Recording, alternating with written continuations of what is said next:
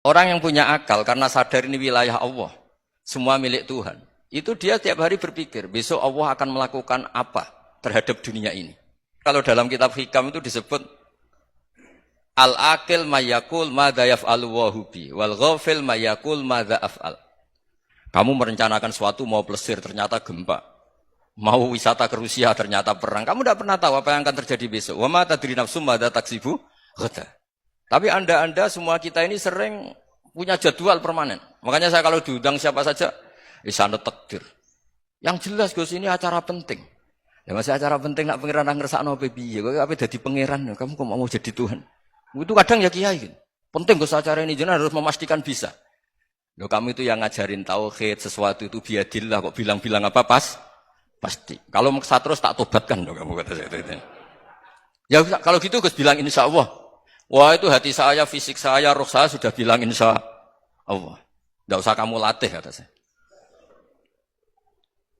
Nah hal-hal tauhid keseharian itu gampang sebetulnya.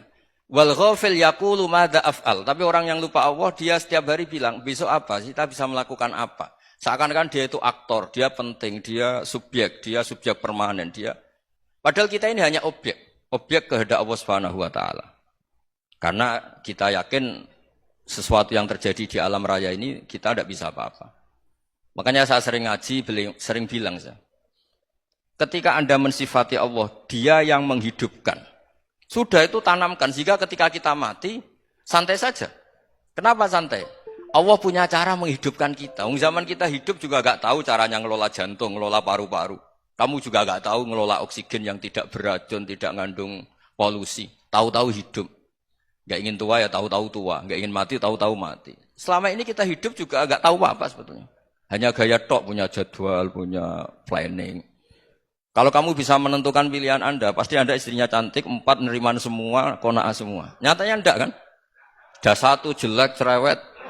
Wah itu kan, nyatanya enggak bisa apa-apa Anda kan? Dan kamu bawa mati lagi. Nah, itu kan.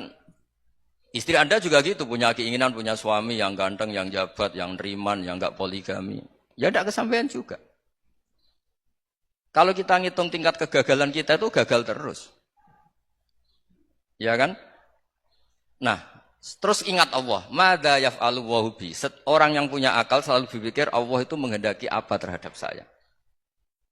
Lalu sama-sama orang gitu.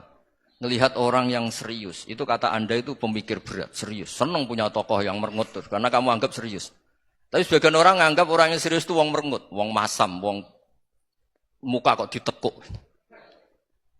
Jadi sama itu hati, ya muqallibal qulub tsabbit qalbi ala dini. Karena kita enggak tahu cara berpikir kita tentang orang lain, tentang sekeliling kita. Misalnya kita orang baik yang jenis ngrumat fakir miskin. Ada orang bangun masjid mewah itu janggal. Apa artinya masjid mewah kalau banyak orang kelaparan?